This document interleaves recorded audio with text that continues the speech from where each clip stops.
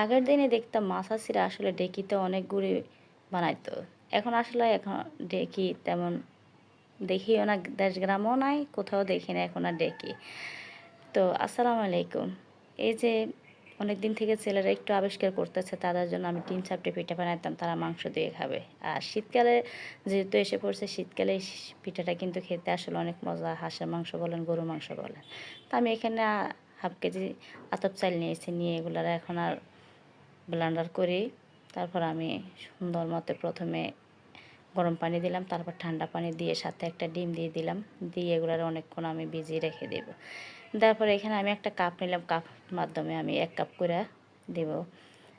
যেহেতু সবগুলো পিঠা একই সমানভাবে বানাবো, তাই একটা কাপে নিলাম, কাপ পরিমাণ দিয়ে দেব। দিয়ে আমি সুন্দর করে চামচ দিয়ে এগুলোর একটু ভালো করে পাতলা করে দিতে আসি। তারপরে ঢাকনা দিয়ে দিলাম। এই যে ঢাকনাটা দেওয়ার পরে দেখেন এত সুন্দরগুলো আমার পিঠাগুলো হয়েছে। হ্যাঁ, আমি অনেকগুলো পিঠা বানিয়েছি, যেহেতু আমার ছেলেরা খাবে, ওরা মাংস দিয়ে খাবে পিঠাগুলা। তো দেখেন পিঠাগুলো অনেক সুন্দর হয়েছে। চাইলে এইভাবে আপনারা আমার মতো ব্লেন্ডার করে বাসায় পিঠা বানাতে পারেন। তো ভালো থাকুন, আসসালামু আলাইকুম।